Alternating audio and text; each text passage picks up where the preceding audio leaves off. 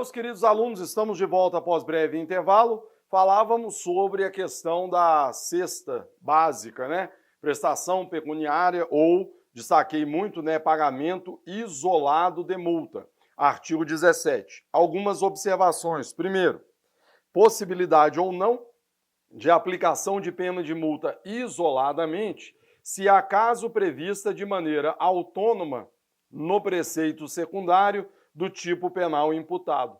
Colegas, trouxe aqui mais uma vez o crime de ameaça para vocês, por quê? Porque o crime de ameaça, ele prevê a pena de multa cominada de maneira alternativa. Tá vendo aqui, ó, ou multa. Geralmente os crimes prevêem a pena de prisão e depois usam e multa. Não é o caso aqui, usa ou. E aí a discussão que se instalou e que foi parar no STJ foi exatamente sobre a aplicação desse artigo 17 a esses crimes que prevêem de maneira autônoma no preceito secundário a pena de multa.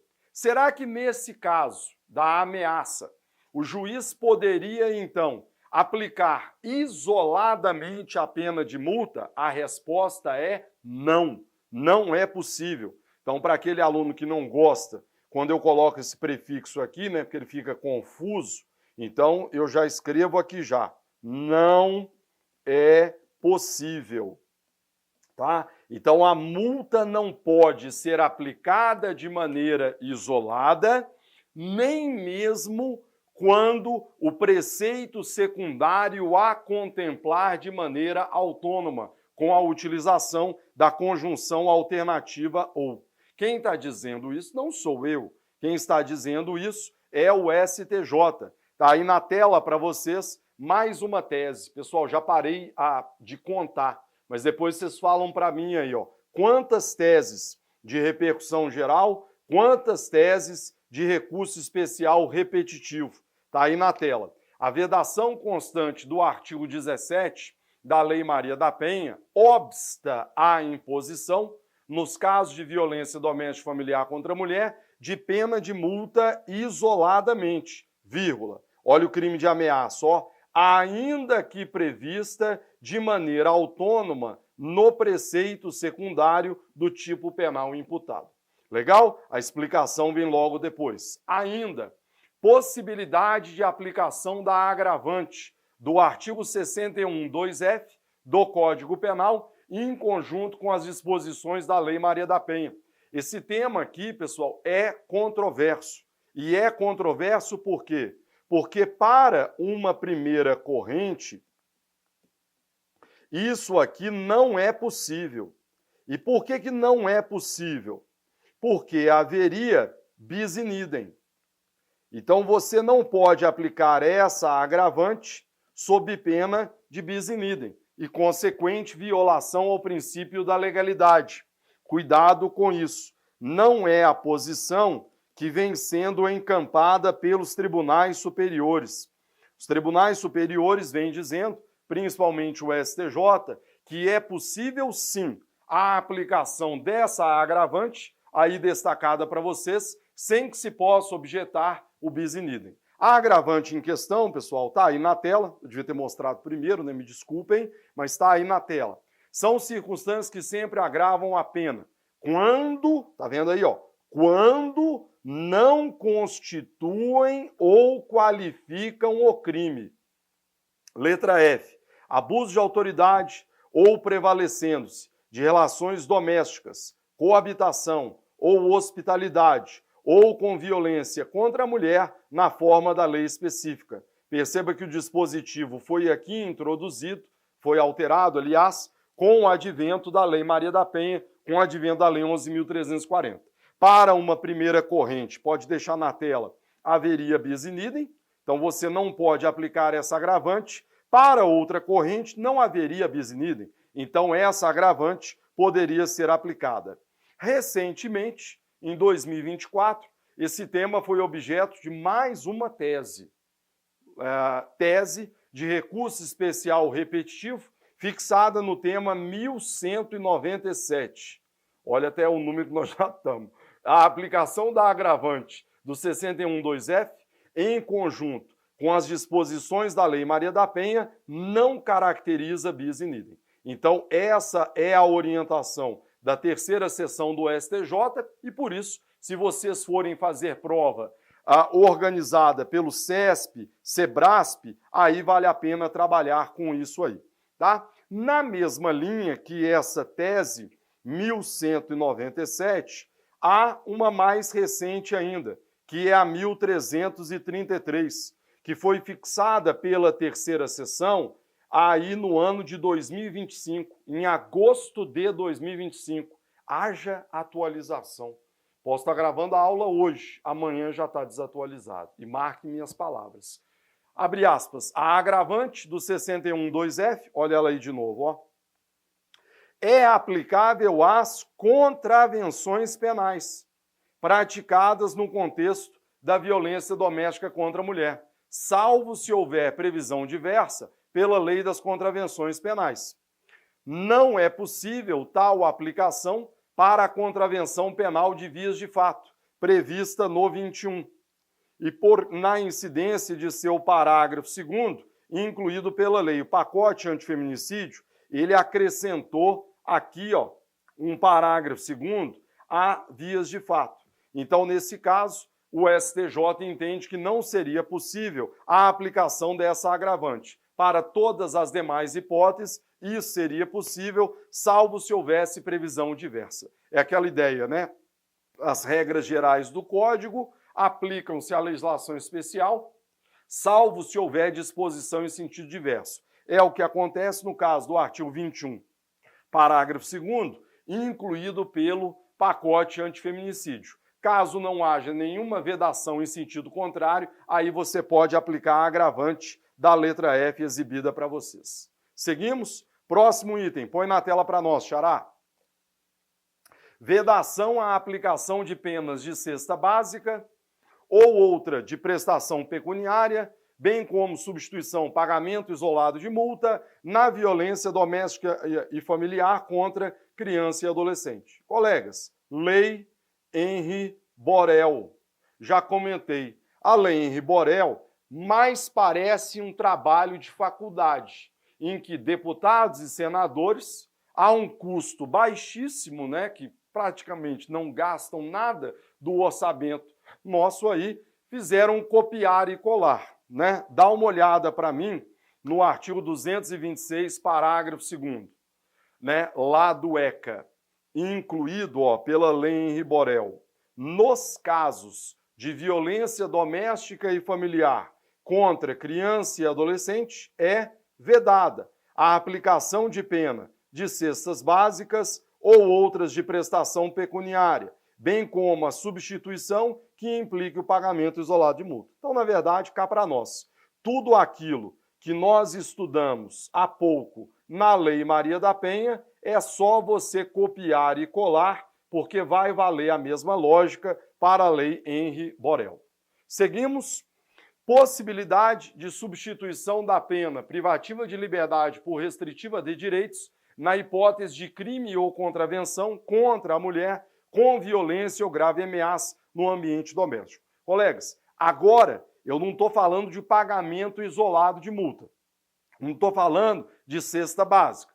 O que eu estou perguntando para o senhor e para a senhora é: será que a violência doméstica eu posso substituir a pena privativa de liberdade por outras penas restritivas de direito?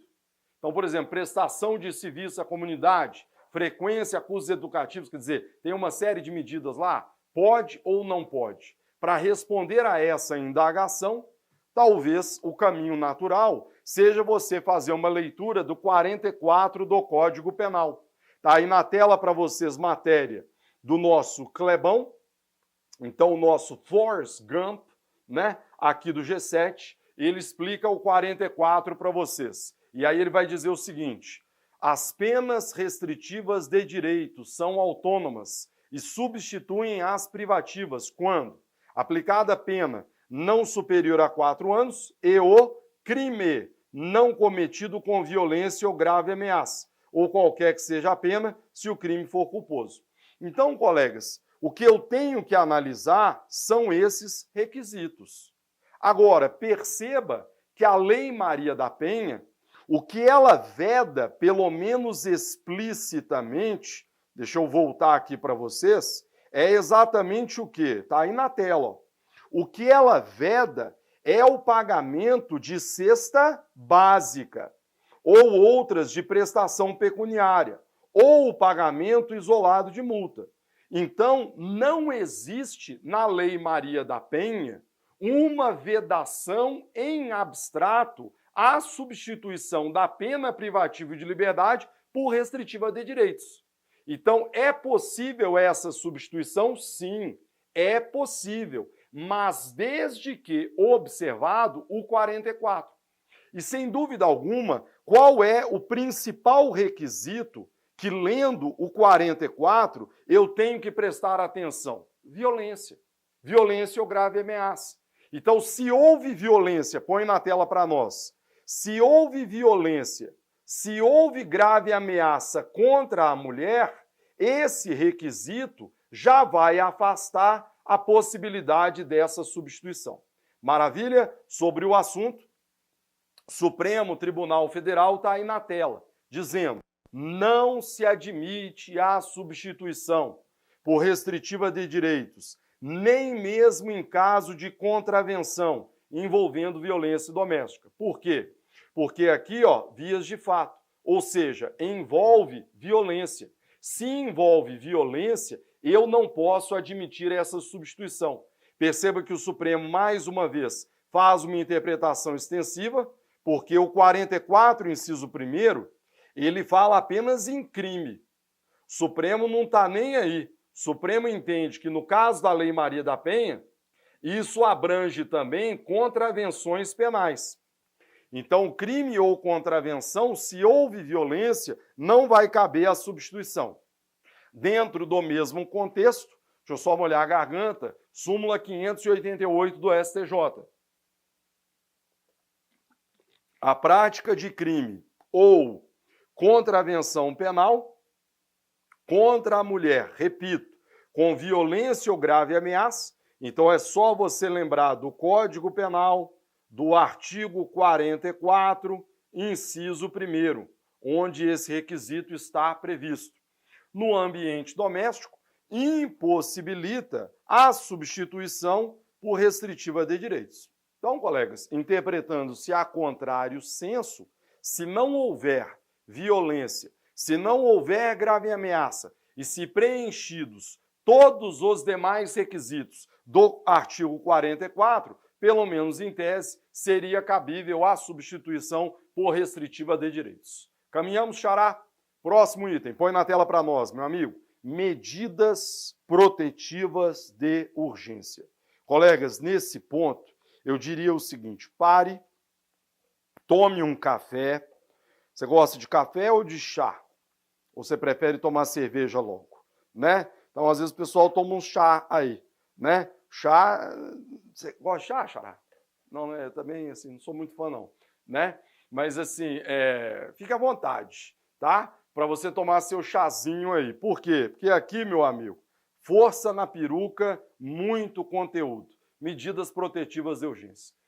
Esse tópico é impressionante como que vem sofrendo atualizações ao longo dos anos. Por quê? De maneira muito óbvia, aqui está a porta de entrada da Lei Maria da Penha. Quando é que a Lei Maria da Penha entra numa casa? Quando é que a Lei Maria da Penha entra num contexto de violência? Com uma medida protetiva. A mulher, em muitos casos, falei para vocês na aula passada, um caso que me chocou muito. Uma senhora, acho que em Brasília, apanhando há anos do marido. Foi parar no hospital, acho que ela apanhou no elevador. Aí, quem é que denuncia a violência? A mãe dela, cara. Quer dizer, a mulher já era uma senhora, não era menininha, não. Uma senhora apanhando do marido, e aí, quer dizer, ela se acostuma com aquilo, né, sei lá, por motivos diversos, vai negar, a mãe dela que resolve denunciar. E aí medidas protetivas são aplicadas. Vários temas, tópicos relevantes aqui. Vamos lá? Vamos começar fazendo uma leitura. Está aí na tela o 19. As medidas protetivas poderão ser concedidas pelo juiz. Vamos analisar se é ele o único que pode concedê-las, a requerimento do MP ou a pedido da ofendida. Colegas, vejam, a própria mulher pode pedir a aplicação de uma delas.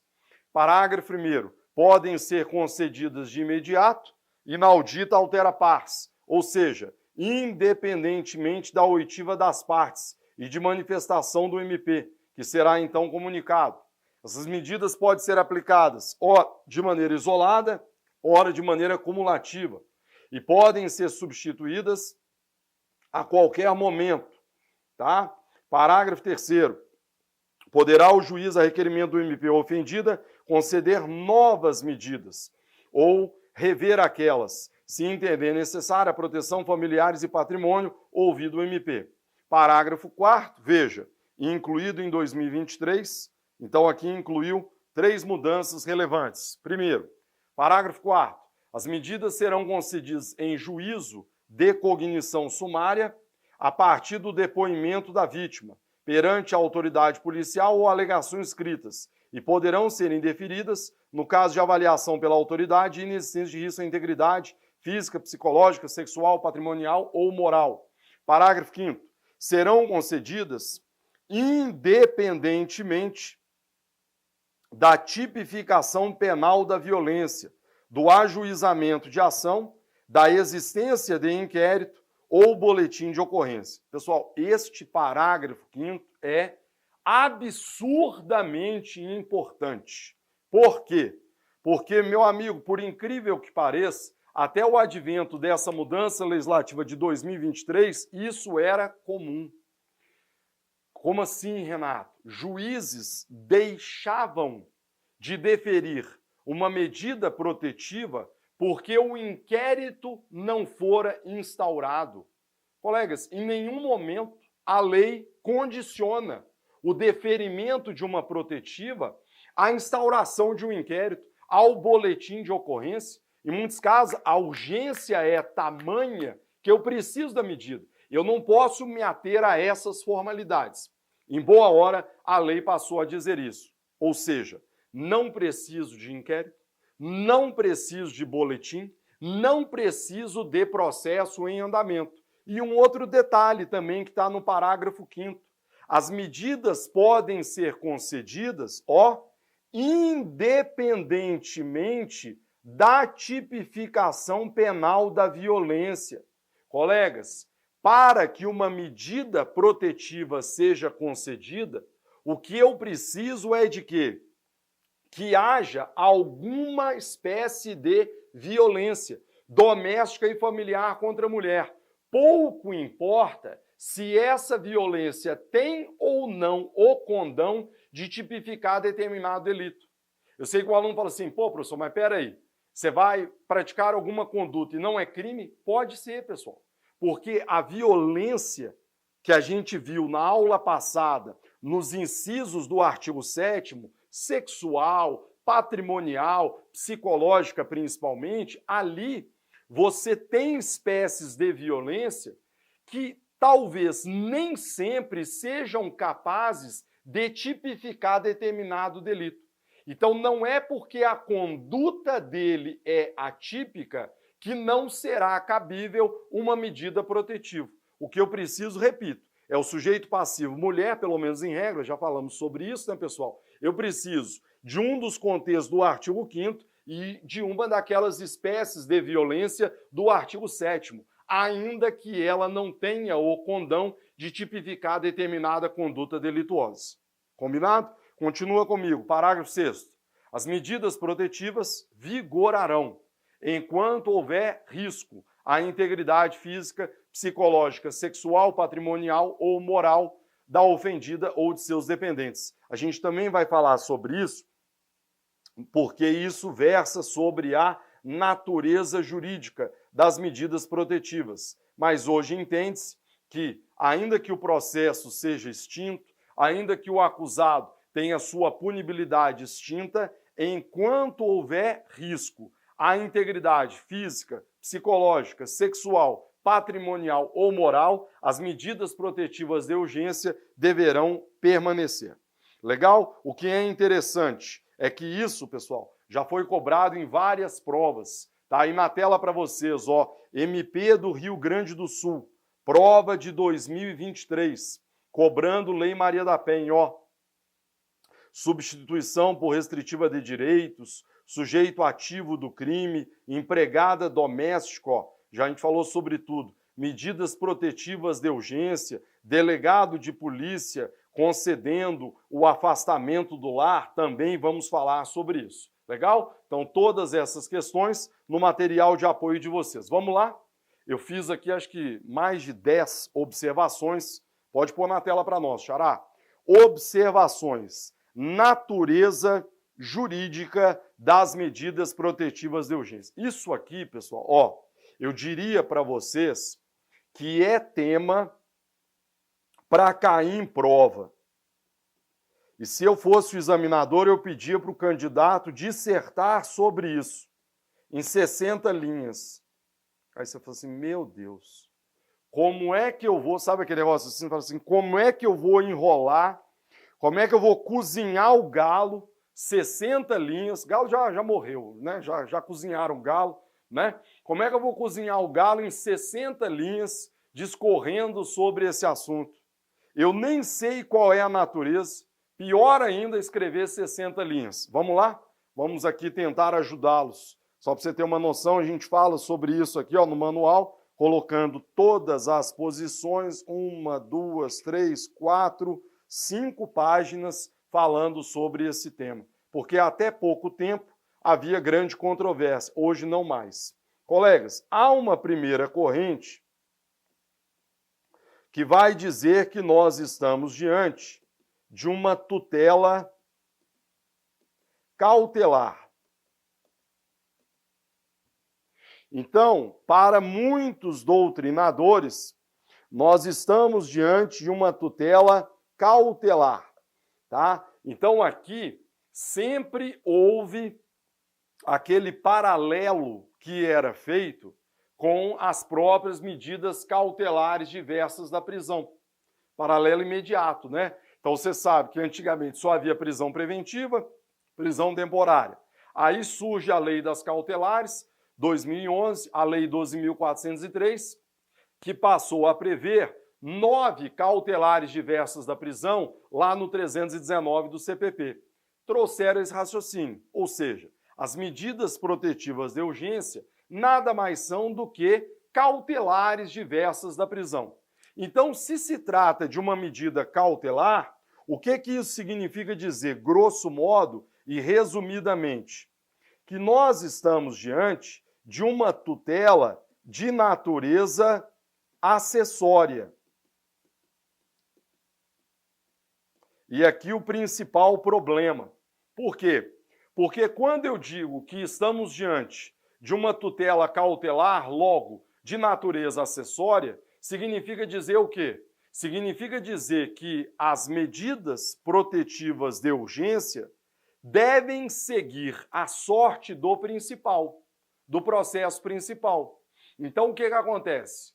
Se o cara está sendo processado criminalmente por uma violência doméstica e sua punibilidade foi extinta pela prescrição, por exemplo, o que vai acontecer com o acessório? Percebe? Vai embora. Porque se houve a absolvição, se foi declarada a extinção da punibilidade, o acessório seguirá a sorte do principal. Quer ver um outro detalhe? Prazo. Quando a gente fala de medidas cautelares, a gente fala de algo que é temporário, por excelência.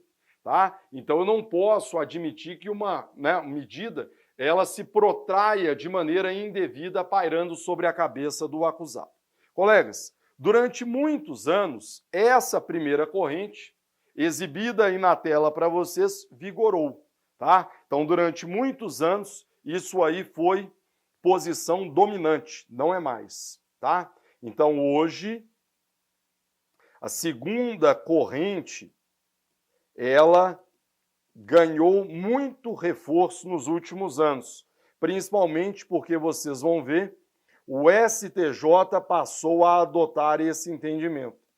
Então, hoje, trabalha-se com a ideia de que as medidas protetivas funcionam, na verdade, como uma tutela inibitória, tá?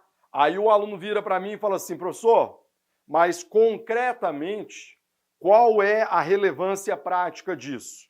Eu elenco aqui no livro, pessoal, pelo menos 6 consequências que isso vai trazer. Primeiro, então olha lá, então vamos lá, primeira consequência, já até comentada, independência da tipificação penal da violência. Acabei de exibir para vocês aquele parágrafo 5º, que vai dizer isso categoricamente, ou seja, aliás, se você olhar para essa lei 14.550, ela até vem ao encontro dessa segunda corrente, reforçando a ideia de que as medidas protetivas funcionam, na verdade, como uma espécie de tutela inibitória, tá? E aí, o primeiro passo já destacado, independência da tipificação penal da violência. Já disse isso. Ainda que a violência, por exemplo, psicológica, não tipifique determinado delito, isso, em momento algum, obstará a aplicação de uma medida protetiva de urgência. Beleza? Segunda consequência, põe na tela para nós. Segunda, independência do ajuizamento de ação penal civil, inquérito policial ou boletim de ocorrência. Também foi colocado na própria lei, ou seja, reiterando que não estamos diante de uma tutela acessória, o que o parágrafo 5º passou a dizer?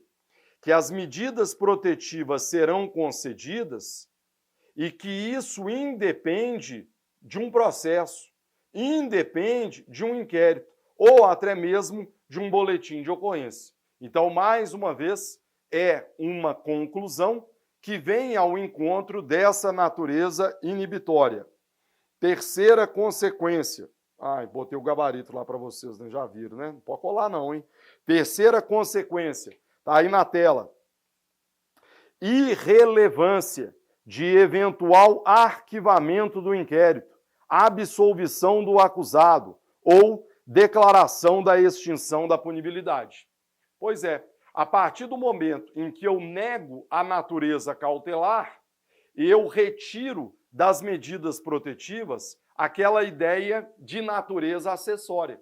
Então, cidadão, o inquérito foi arquivado, sem problema nenhum.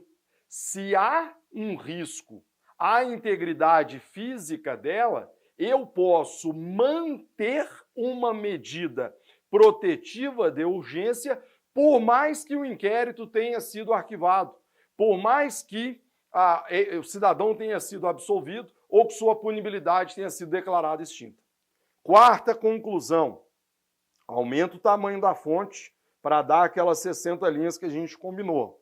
Quarta conclusão, possibilidade de concessão de medidas protetivas por juízes não criminais. Então, colegas, tanto é verdade que não estamos diante de medidas cautelares que a própria lei prevê que juízes dotados de competência civil podem aplicar medidas protetivas de urgência. A título de exemplo, vamos ver daqui a pouco, artigo 24A, parágrafo 1º da Lei Maria da Penha, prevê essa possibilidade. Quinta conclusão. Regra probatória do indúbio pró tutela. Olha que legal isso, hein? Indúbio pró tutela. Se no âmbito processual penal a regra que vige é o indúbio pró réu, quando se trata de medida protetiva de urgência, na dúvida, meu amigo, tutele a integridade dessa mulher. E realmente, Xará, é uma faca que fica pairando sobre a nossa cabeça.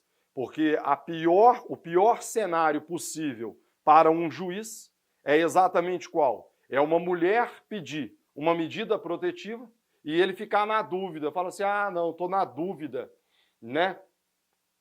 Vou deixá-la desprotegida. E aí, dias depois, o que acontece? Essa mulher é morta pelo agressor, tá certo? Então, na dúvida, opte pela tutela dessa mulher, deferindo a medida protetiva.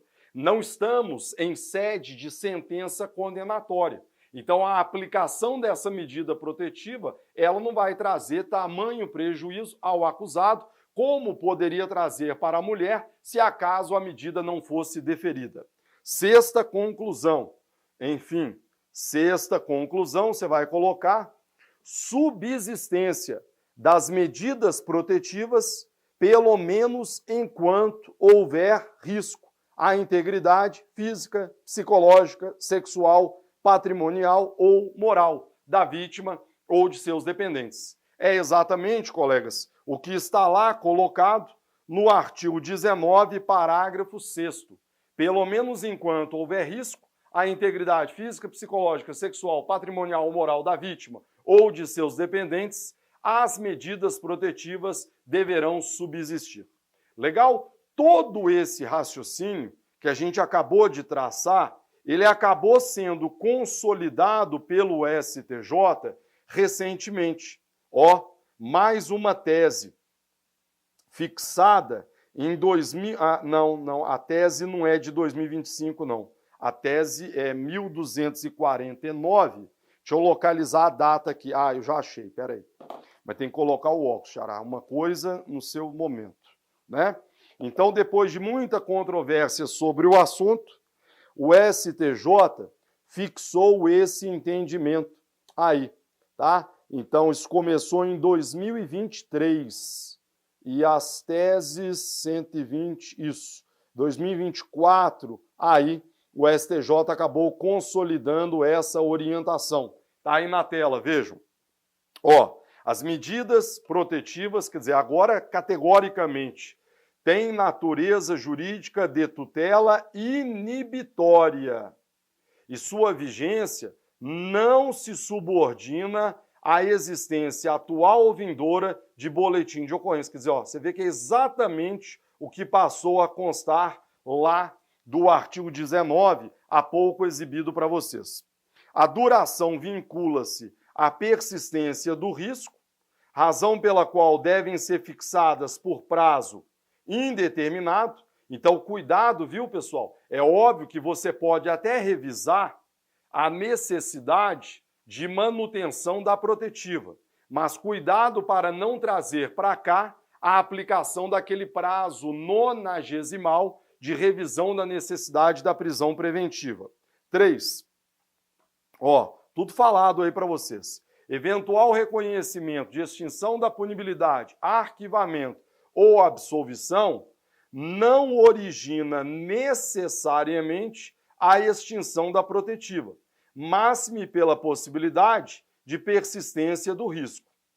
Quarto, não se submetem a prazo obrigatório, acabei de falar, de revisão periódica, mas devem ser reavaliadas pelo magistrado, de ofício ou a pedido, quando constatado o esvaziamento do risco. A revogação deve ser sempre precedida de contraditório, ouvindo-se a vítima e o agressor.